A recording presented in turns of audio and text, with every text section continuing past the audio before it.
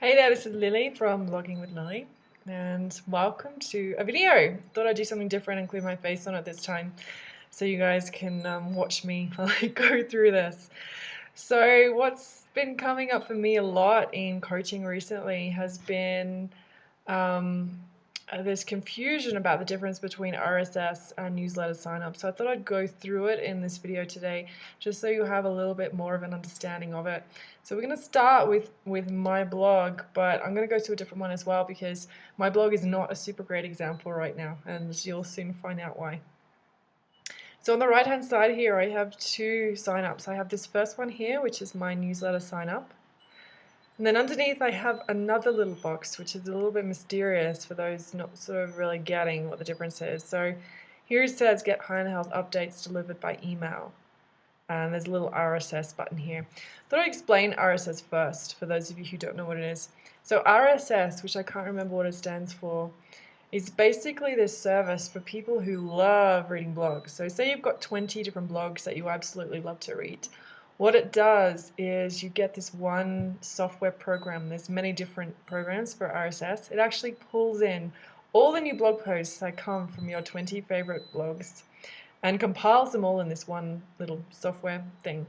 So instead of having to actually physically go to those 20 blogs, you can just go to this one software and read all the blog posts in that little software thing. So it's convenience, really. A lot of us we're not organized enough to set up RSS, or it's not really our thing. We don't really go to that many blogs.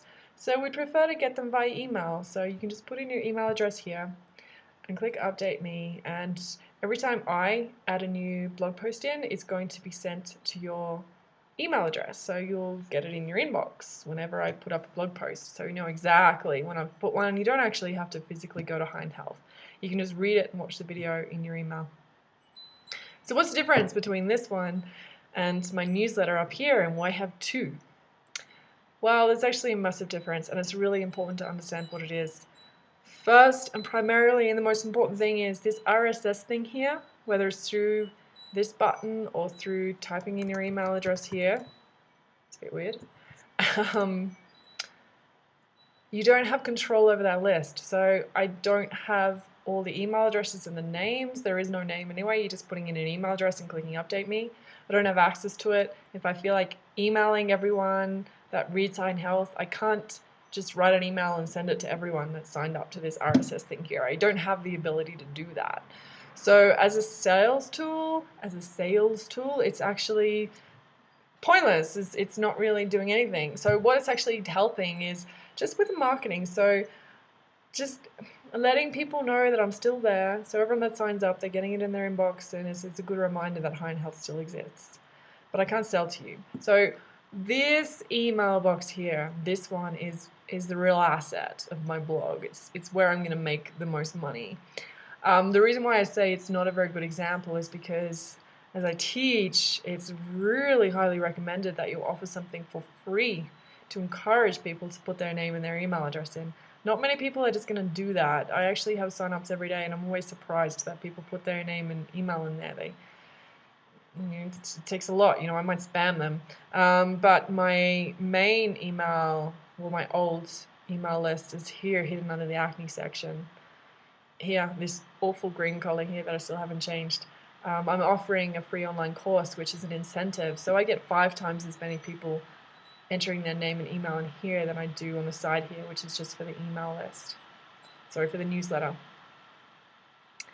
So the great thing about these email lists is, say I want to sell something, say I really need some money and I want to have a sale. So I'm going to offer my ebooks all at 50% off, or I'm going to offer them all for $5 each, which works really well, by the way. So I'm going to have a sale for 48 hours. I'm going to let everyone know. So these email lists, I won't do that one because it's for the new topic, but this one, my ebooks are all related to acne, so I'm going to email everyone in that email list and let them know that I'm having a sale on my ebooks.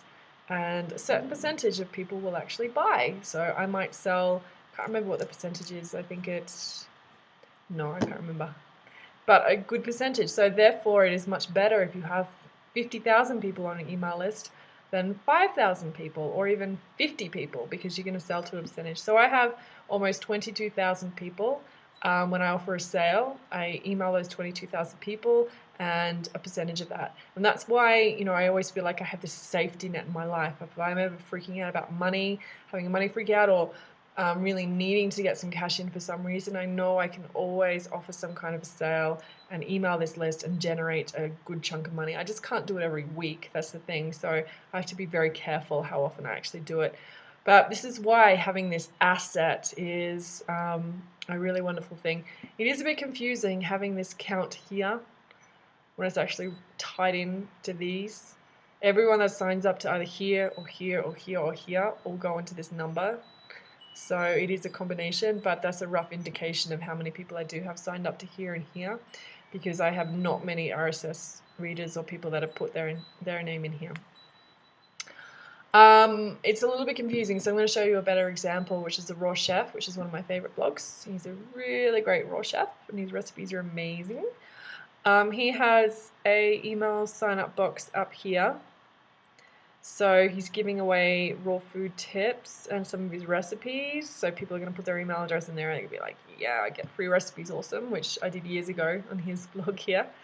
And when you put your email address in there, you're actually getting on his list. So he'd have a very large list of people he can actually email whenever he wants to sell stuff, which he does quite often with his ebooks and his courses and whatever else he offers.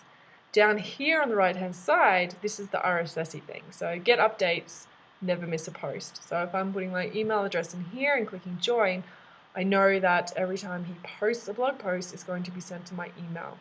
Completely different to this.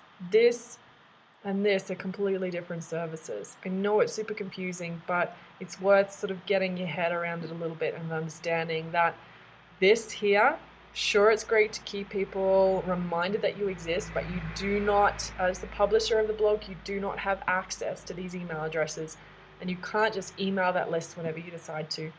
This here, which is likely tied into either Aweber or MailChimp, you do have access to these email addresses, and you can email this list whenever you feel like it. That's the major difference to keep in mind.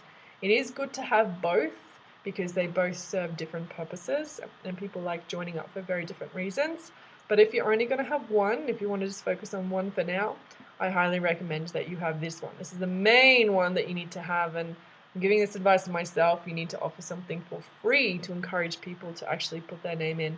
If you didn't have, and you get my favorite raw food tips and recipes, if it was just like Russell James newsletter, he'd hardly get any sign-ups. I probably wouldn't have put my email address in there because I'd assume he was just going to sell me stuff and spam me, which in a way he is just going to sell stuff, but you know, who cares? You just want the free recipes. You can always unsubscribe.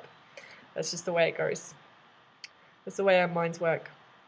The last thing I wanted to mention here was these little RSS boxes here and here, like I've got one here.